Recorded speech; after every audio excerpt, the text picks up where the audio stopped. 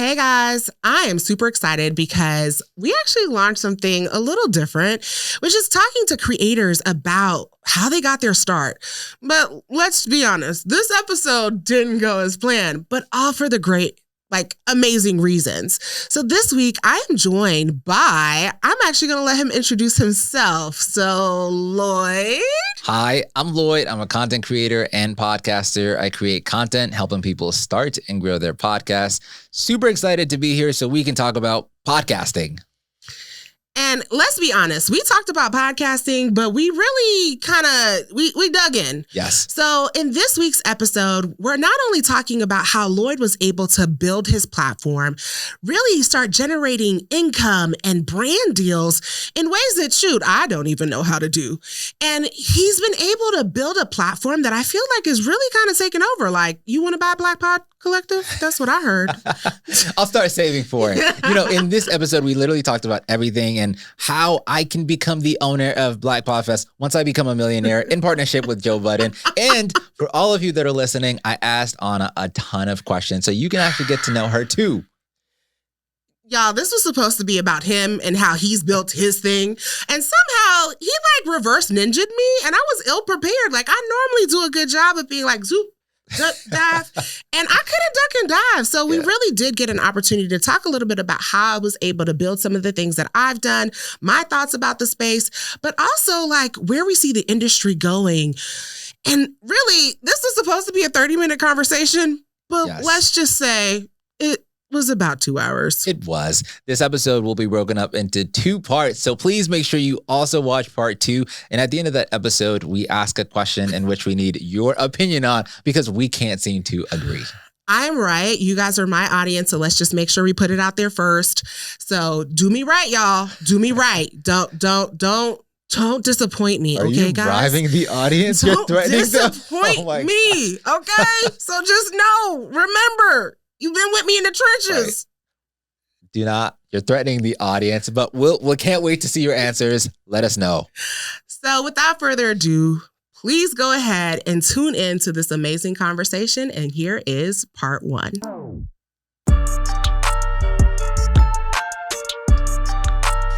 right. So, Lloyd, I feel like when I first learned about your platform and everything that you do was probably right around Black Pod Festival 2022.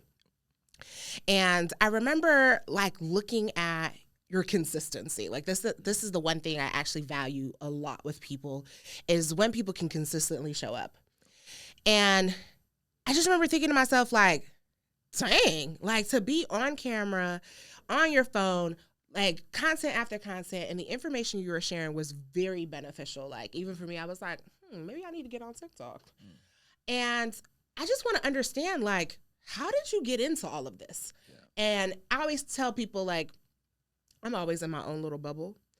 So I always try to remind myself, when you find somebody, it's not when they showed up in the world. Right. They were here well before that. So please tell me a little bit, how you got into this, and what made you want to do it? Yeah, 1,000%. So I've always been a podcast fan, a consumer. I love the medium. I think it's rare. There's not that many other types of content that will let you listen and consume stuff while still working, and it's free and it's a lot.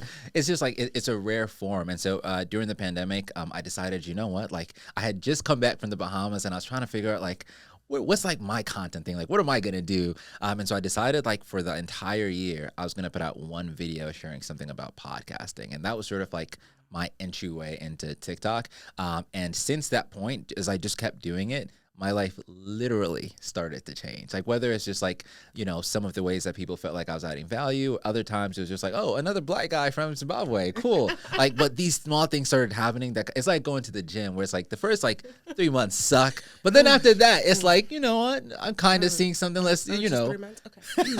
I'll stick it out. Gym example back. Cause I don't even go. But it felt really good being able to add value. And I started making friends and building community, and the rest has just been history.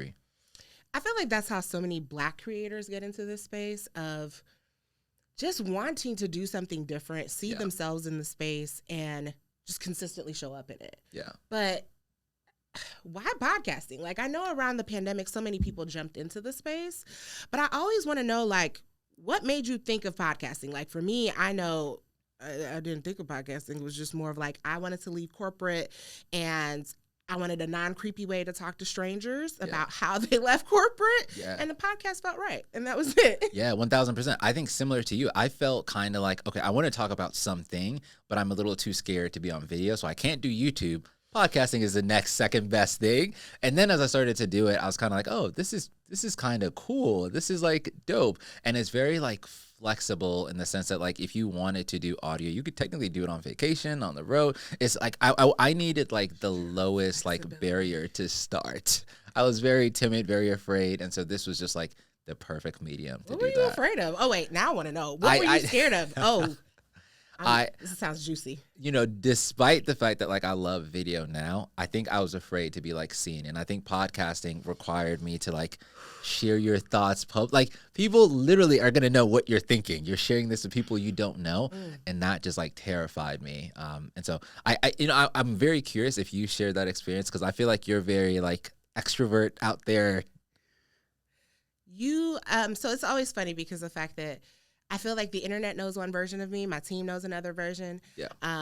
Matthew's laughing in the background. And that's because of the fact that I'm extroverted, but not. So I'm an introverted extrovert. Yep. I have a big personality, but I actually get very overwhelmed by people. One, two, and so it confuses people. So like people then think I'm standoffish because it's like, well, I know she's super bubbly, so why is she now avoiding us? And it's like, no, I'm actually overwhelmed by all of you. Right. I'm happy you're here, but I would like to hide in the corner. Yeah.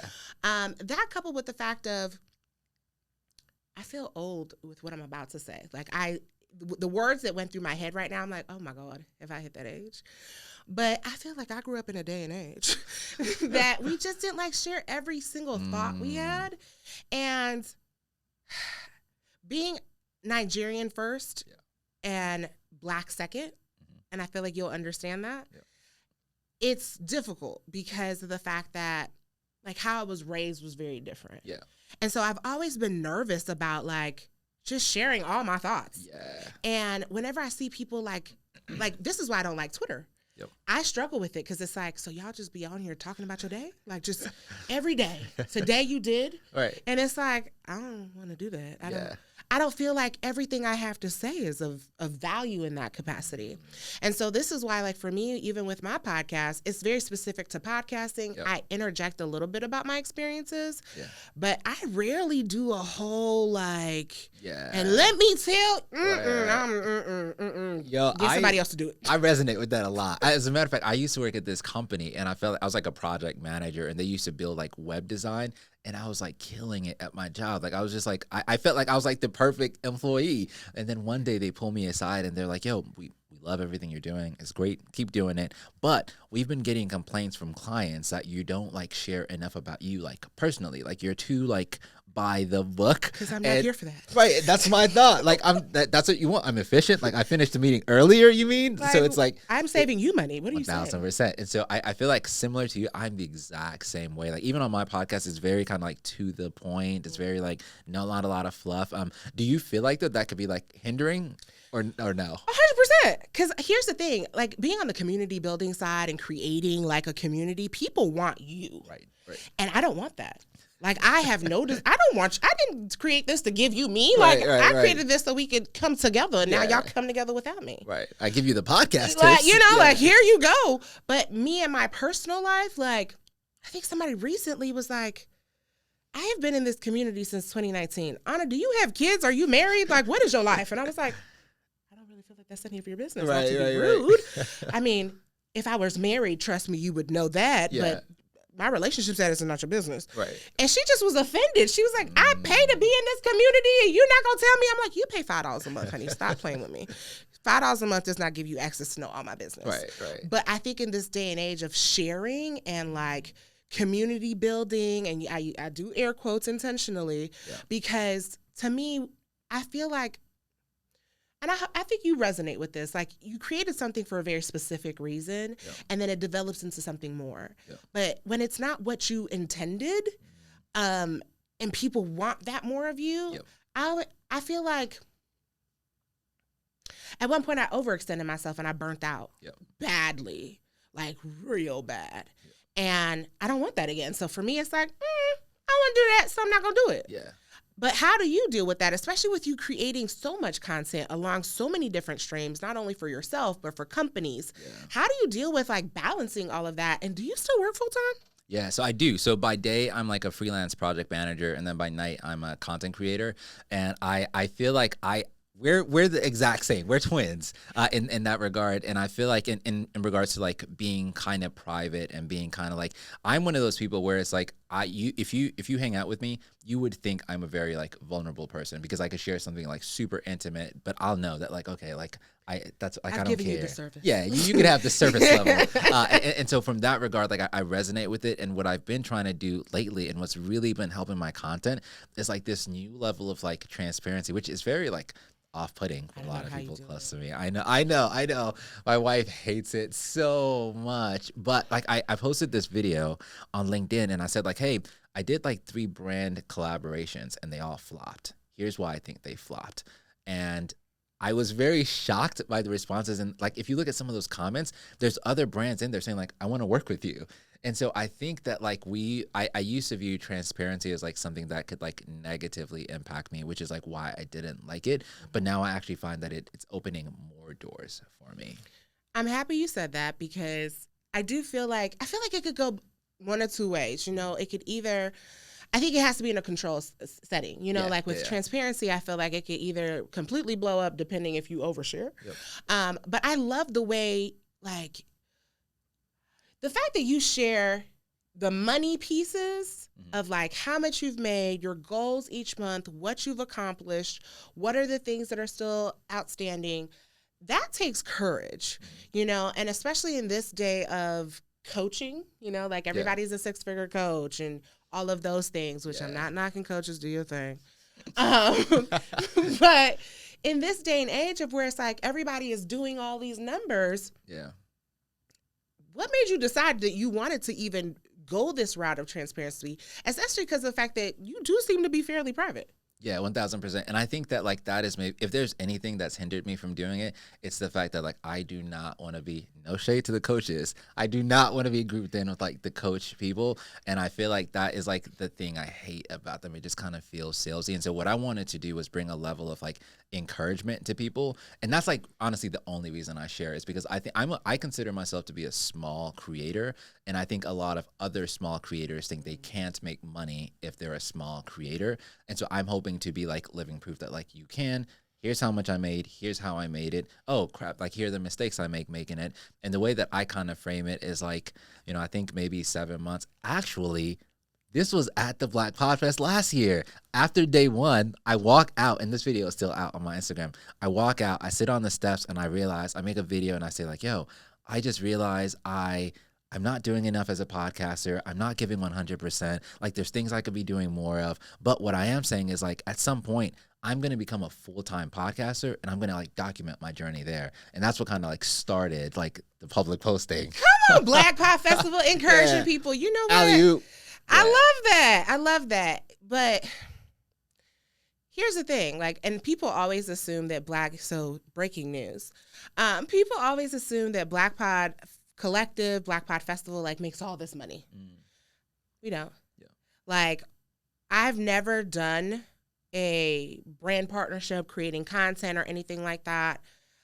I won't say I don't like it. Like, I'm a perfectionist, so there's that. Yeah. So probably now that there's a whole studio and there's a team, there's a Matthew, you know? Yeah. I mean, we say a team, there's just a Matthew, because like the rest of the team be looking at me like, so you gonna have Matthew do that, aren't you? And I'm like, yes. Shout out to Matthew. You know, like he's the one who I'm typically like, so I have an idea. Yeah. And now I feel more comfortable because it's like, now I have the things to show up in the way that I want to. Yeah. But I'm never the person to give anybody advice of like, show up where you are. Because baby, that's not me. I'm not, that's not my strong suit. Yeah. So I'm a perfected. So don't you just show up looking crazy. Exactly. But for you, I feel like you've really built up over time. Like I've even seen how your content has changed, how your quality. I think you did something with a C-stand on wheels. And I was like, what is this? But what made you feel empowered to to just start with what you have. Yeah. And how do you ensure that your quality still looks as good as it does using your phone and your resources that you have? Yeah, that's such a great question. And I think this is where like my opinion starts to like differ from like everyone else I connect with, because I'm one of those people that's just like start next note today, like right now, like pull your phone out, let's like record right now. And I feel like when you think about content that way, there's like a few things that you have to come to grips with, like one of which is I think like quality doesn't matter. I know that's like I know. You're you are right. Here's what I'll say. I think if I probably just started with like video and all of those things out the gate, like back in 2019 me and 2023 me is different, because 2019 nobody had any expectations of me. Didn't nobody know who I was, so I could just do whatever the heck I want. Yep. Even our Instagram post used to just be a black box because I didn't know how to do anything. Right. But as more people knew me and all of those things, I felt there was a lot more expectations on me. Yeah. And with those expectations, it's like, and on the outside looking in, people always assumed, and to this day, people always assume that like, we're just racking in all the money.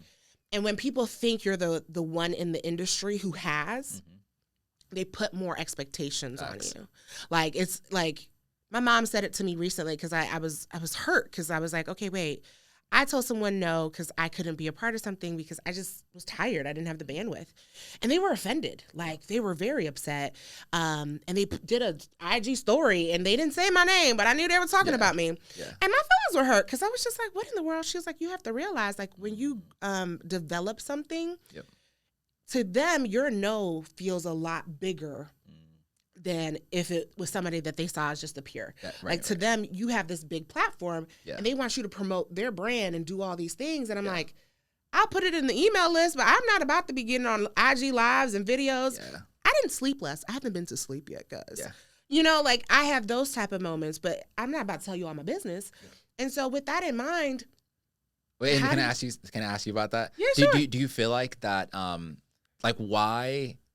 Number one, like, first question is like, do you feel like why do you feel like there is that expectation? And then number two, what would happen if you let them down? Like, so for instance, like you just mentioned, because of who you are in the space, there might be an expectation like, your quality needs to be good every single time. And if it's not, I'm gonna say that looks off brand. Why do you think that is? And what would happen if your quality wasn't good? Ooh, it's twofold to that. One, I'm a person who, like, excellence is just, to me, there's just no other option but excellence. And this could be just a cultural thing as well. And also probably because I came from corporate, you know, like I came from a fairly high role in corporate of managing massive teams and $20 million budgets. And my job used to be to, like, literally down to 10 cents I had to account for every month. So of $20 million, if 10 cents was off, I remember one month there was 11 cents and I almost died. I was there at 4 o'clock in the morning. I was so goddamn mad. I was like, can I just give y'all a penny? Please, please just take this penny. But having that background of, like, operating in excellence, I have 2 sisters that are doctors, one who used to work for World Bank, one who was an ambassador to the Nigerian president, like, family of Ivy Leagues. I cannot be the fuck up. Like, let's be clear. And so with that in mind, I also put a lot of expectations on myself. And I think because we kind of hit the scene in a very heavy way out the gate, it picked up traction fast. And those expectations, I think for the longest, like before Black Pod Festival 2022, I used to allow those expectations to really drive a lot of what I did because I didn't want to let anybody down because, you know, I'm creating a community for our community. I can't be the one who's slacking here on you. But it took a toll, you know, like you realize quickly that, yes, you're creating community, but nobody actually cares about you as the person.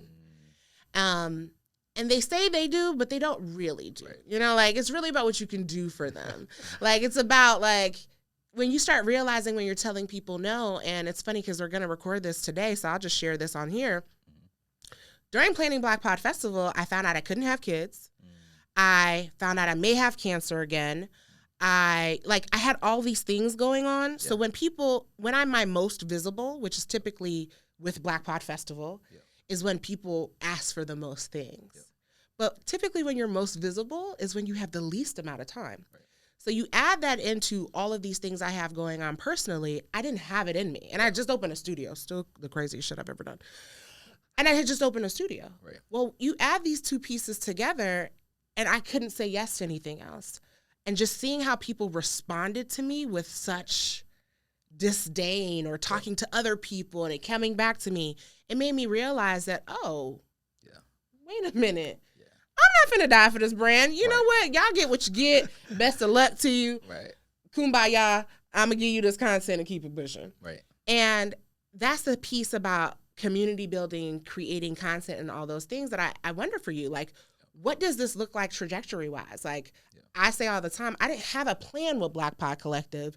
So I don't know how to end it. I don't know what it's supposed to be. Yeah. So what is your long-term plan with this? Man, that was such a dope answer. I don't know, and I'm just now becoming comfortable with not knowing. And I look at like my journey creating content as like a faith walk, and it's just sort of like this thing me and God do where I know like every year he's going to show out. I don't know what that looks like. It may be traveling, it may be brand deals.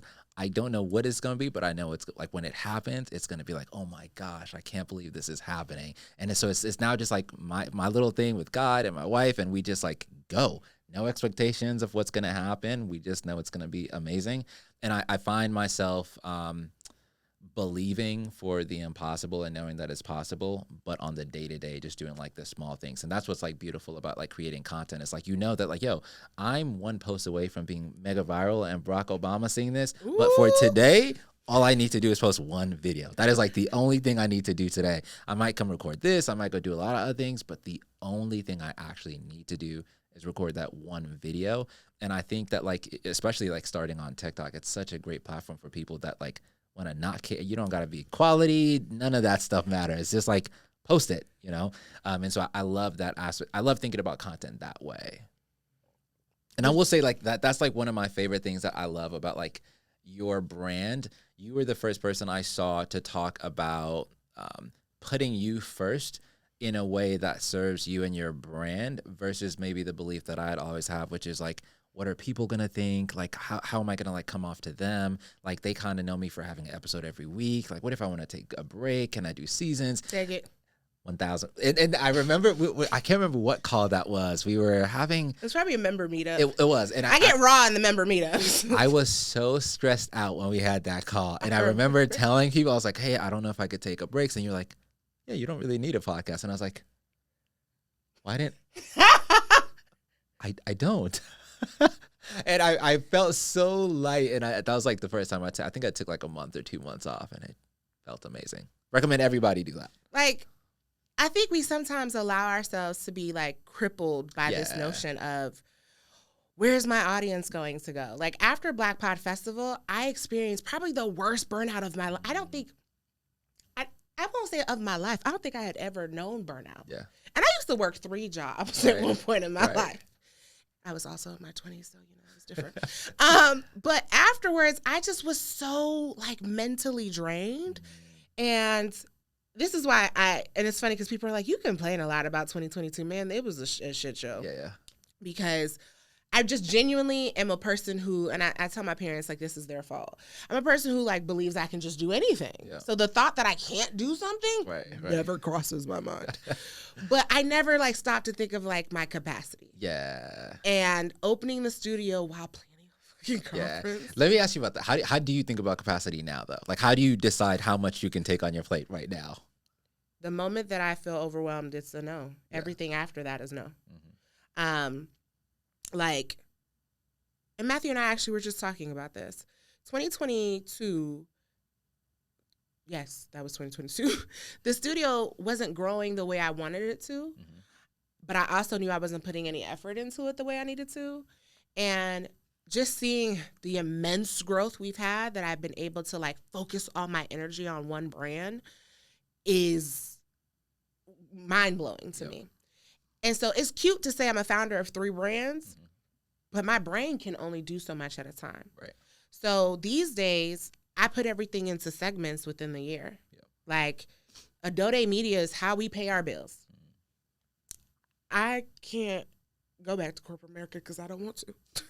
And so with that in mind, it has to take forward center. Like, as much as I love this community, they flaky. I love y'all, but y'all flaky. It's just the truth of it. We need to talk about that. Like, it's flaky, you know. I'll be doing an episode on, like, you know, podcast conferences and what's going on in that world. Yeah. But it's flaky, you know. And then everybody has a community and all of these things. So things have changed from when I started this in 2019. Yeah.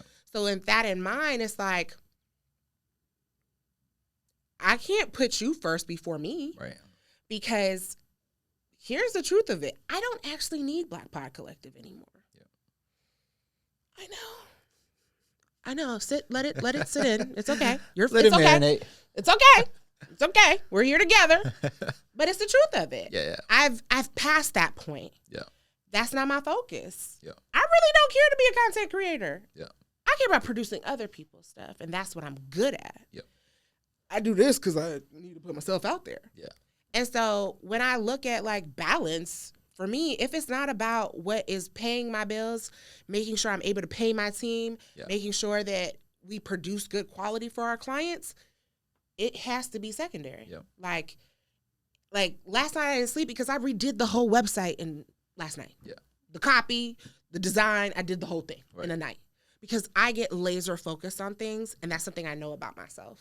Now that I know that about myself, I can't allow myself to have too many things that I keep laser focusing on, because then my body is just like, okay, well, since you don't care about us, we're just going to everything fall apart. And I'm like, but what are we doing? We're busy. Right.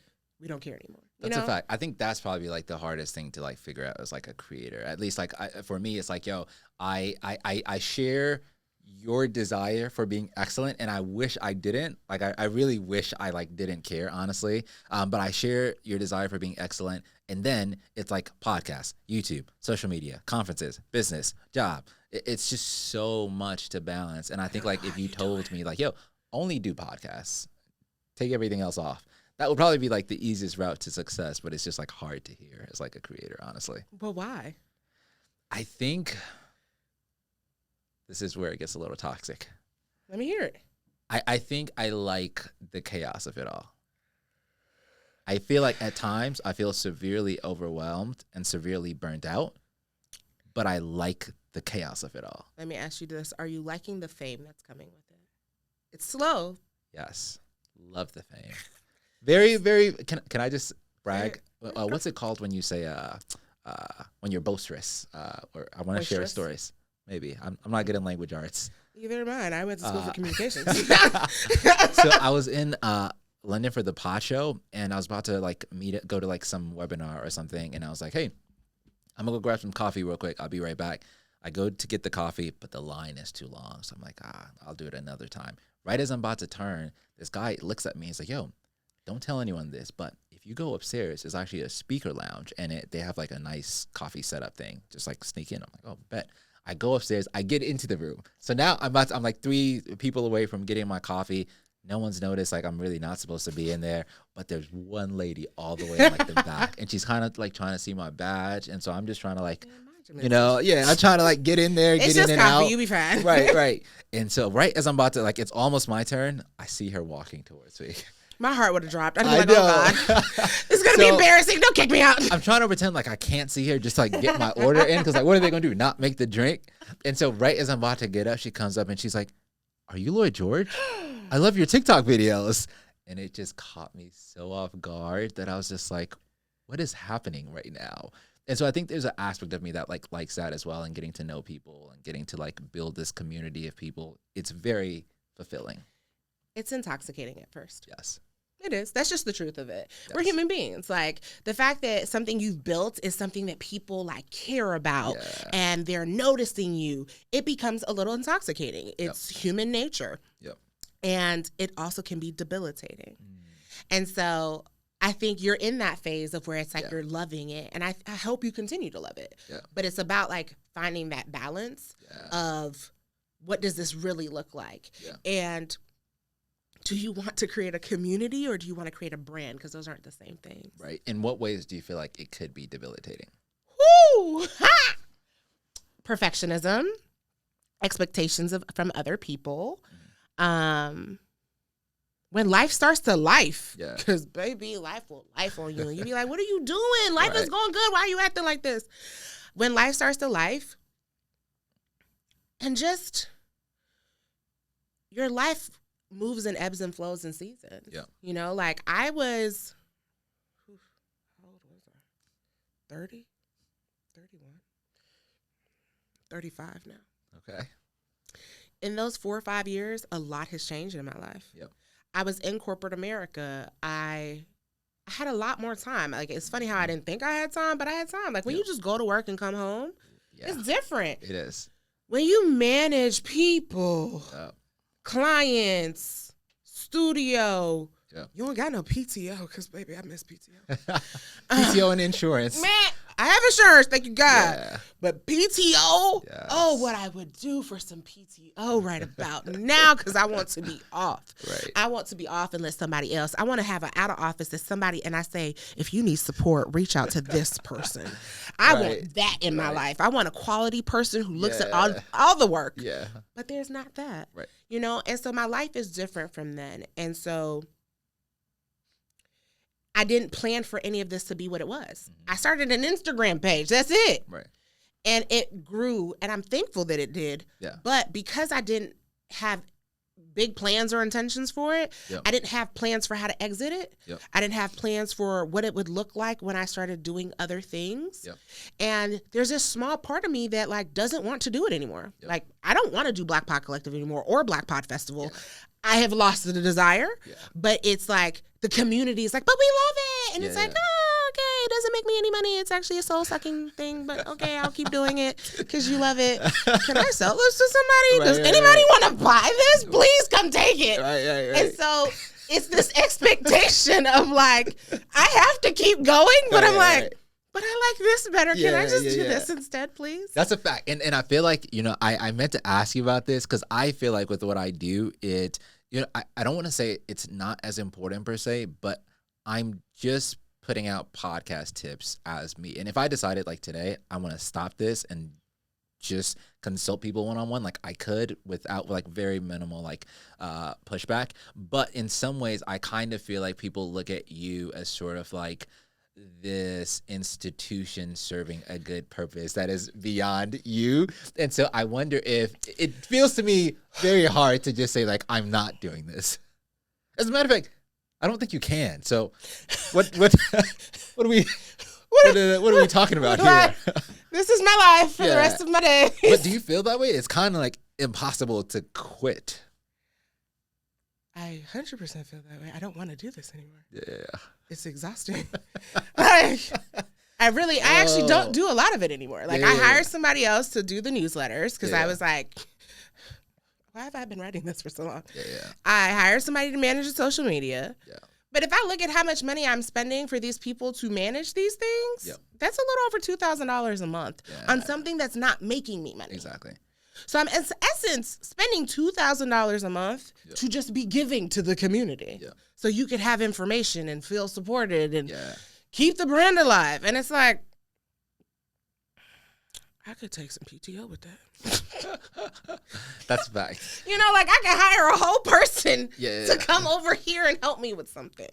And so it's difficult because it's like, I find, like, I took several months off because I wanted to figure out, like, what is that balance between, like, do I want to do this or not?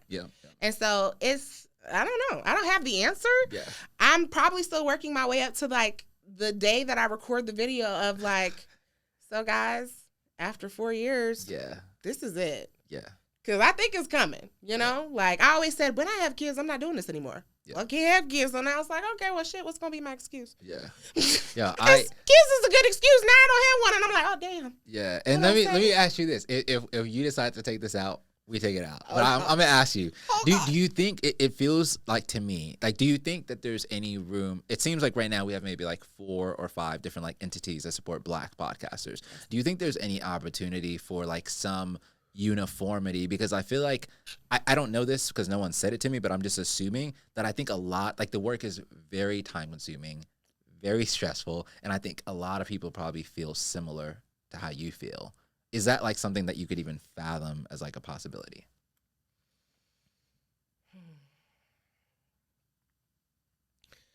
So if y'all don't know anything about me, y'all know I don't know how to be PG-13. I don't know how to sugarcoat nothing. I speak off my chest and just pray to not offend anybody. So, and this episode was supposed to be about him, and somehow I feel like he switched this around to like talking about me. You, right? You know, because I'm like, wait a minute, hold up, don't worry, we're gonna have to get back to you because I don't know how we got here. Right. I think at one point there was an opportunity for that. Okay. At one point. I think now there isn't. The reason I say this is I think a lot of people came into community for different reasons. I didn't have any expectations of this. All of these things were happenstance for me. So it was a lot of like, I remember the first time somebody was like, how do I join the collective? I was like, you follow the Instagram page. What are you talking about? There's no join. I was like, you don't know how to hit follow? I remember I went to my phone. I was like, is it broken? Right. Did I do something that you can't hit follow? Right. And she was looking at me like, I'm confused. I want to join the movement. Right. I said, there's a movement? Who is moving and where? She was like, all this that you've built. Right. I want to join the group. I said, the group is me. There's, the collective is just me. Just become my friend. Like, right. You want to be friends? That's what I hear. Right. And I didn't have any like notions for sponsorships, money, notoriety, any of those things. Those were not goals of mine. I think a lot of people subsequently have come into the space wanting to make a name for themselves. And seeing, and not always for the good of the community. Because in my, What's Up with Black Pod Collective episode, I talked about the fact that we're probably going to send out our membership side of the house. Because there's... You're going to send out? Meaning we're going to do away with it. Oh, okay, so, right now we have a little over, 500 people who pay monthly membership fees. We're going to send an email letting them know that, hey, we're doing away with the paid membership portion of it. The reason for that is twofold. One, we were the first paid podcast community. Since then, 4 or 5 people have jumped into that arena. When I launched, a lot of people were doing free Facebook groups and all of that. And I think I looked into it and was like, this is a lot of work. I'm not doing that. This seems ridiculous. This is, you have moderators and this, and you got to train your moderators. I was like, oh girl, I'm not doing that. This is absurd. Yeah. And so then people saw that there was an opportunity to make money. And for me, the reason we had paid wasn't because of the money part in that I was making money, but I hosted monthly events. That money has gone specifically into the events. I haven't made any money from Black Pod Collective. And so I think a lot of people make assumptions about what I've been able to do. And they see me as the one who's she's made all the money and she doesn't want to tell us how to do it. And even when I tell people how I do it, they don't believe it. It's almost like the amount of people who ask me if I have a sugar daddy, I'm like, I'm sorry, what? You don't know me well. I am too unruly to have any type of sugar daddy. Baby, I am all over the place. Right. And so I think people always assume that I'm just hoarding the access that I have. Yeah. And that's not the case. But I think we've gone too far in the various people wanting to kind of stake their claim to certain things and the things that they do, which I think is fine. Yeah. But because of the fact that I don't care, it's just more of okay. Right. I want everyone to build what is best for them. And my level of excellence in how I operate, I don't think I could build with other people because we can agree to do things. You gonna do it this way, and I'm gonna be looking at you like, what the fuck is this? Where the rest of it at? Right. And they gonna look at me like, make it enough, and I'm gonna be like, no, Right. And because sometimes I'm looked at as the person with more resources and more access, a lot more is expected of me. Yeah, and I just don't want that burden. I don't want to say burden. I just don't want those expectations anymore. Right. It's just a lot. Right.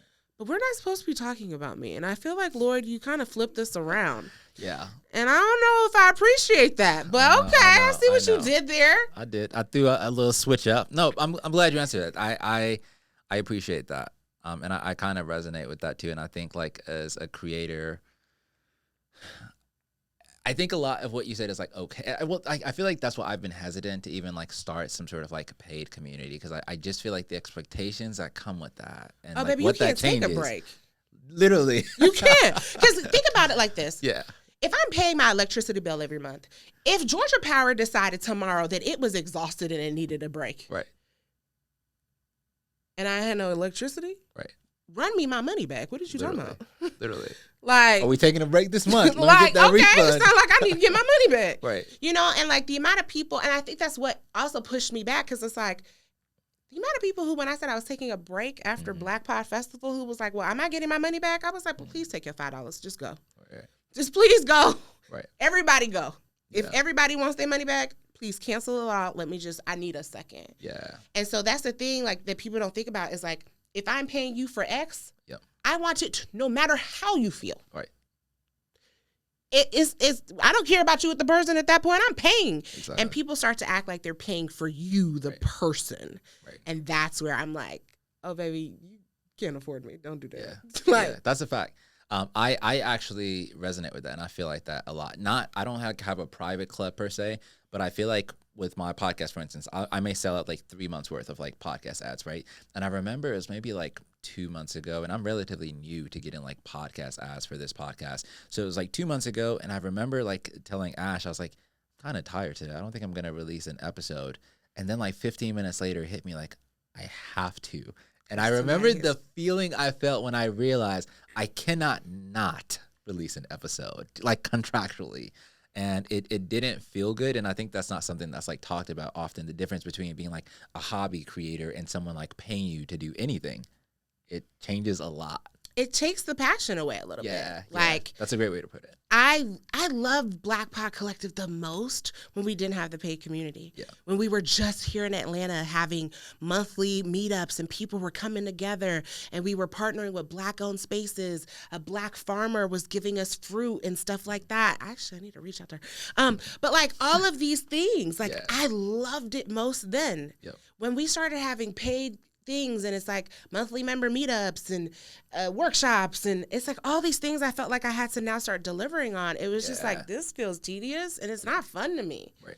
And I don't want to do it. So we'll hire people. That's their job. And now I'm just throwing money at it. Yeah, facts. I get that. So my question for you is,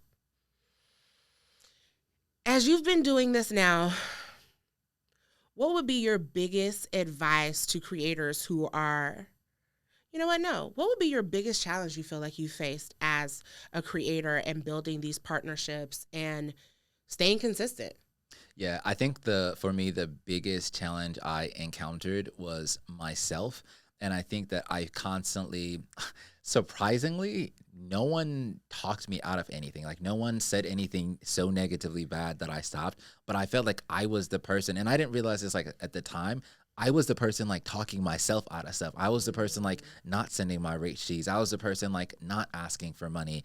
And now that I'm like, people are actually paying me, and it's not like an insane amount of money yet that I feel like, oh my gosh, like this is amazing. It's enough money that I feel like it's like God showing me that like this could work. This is just like a taste of like what could be possible and what could happen if you're consistent, if you keep reaching out to people. And so I feel like at the beginning, like one thing I would do is like not email people because I felt like I didn't have the numbers to back it up. But now that I email people, they don't even ask for the numbers. So it's like they don't care how many like downloads you have. Or like I hosted an event a few months ago and I got a sponsor for the event, but they weren't interested in like who else was coming, it was just like, you're a friend, I like you, you're cool, we'll do it, sure.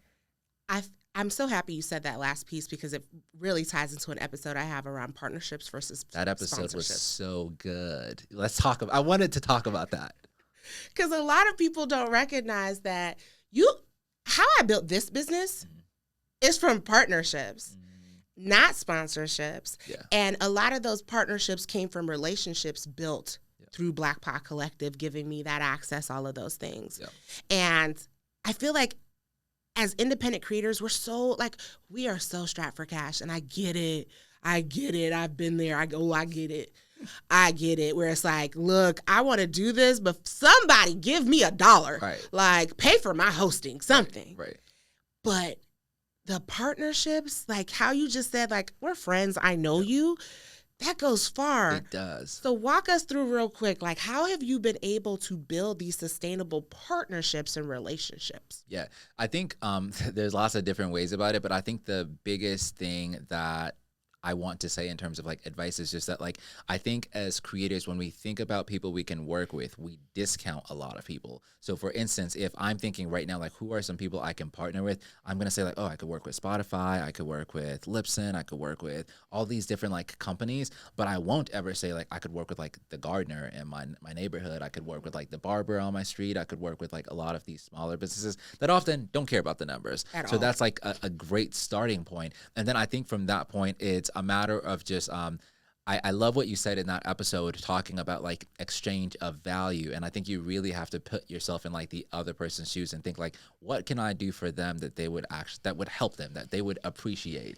And I think one thing that like helped me is like I was so like maybe 2021 when I started posting, a lot of like the companies I wanted to work with, I reached out to them just like off rip. But it was with no intention of working with them. It was just like, I'm just going to like, every time someone would ask me about something, I tag the brand and say like, I'm just giving you like free leads. Even though like, I know like I didn't have to like tag them. And so by the time it got to like 3, 4, 5 months, they'd have been seeing me tag them for like 6 months. And so it made sense to like collab.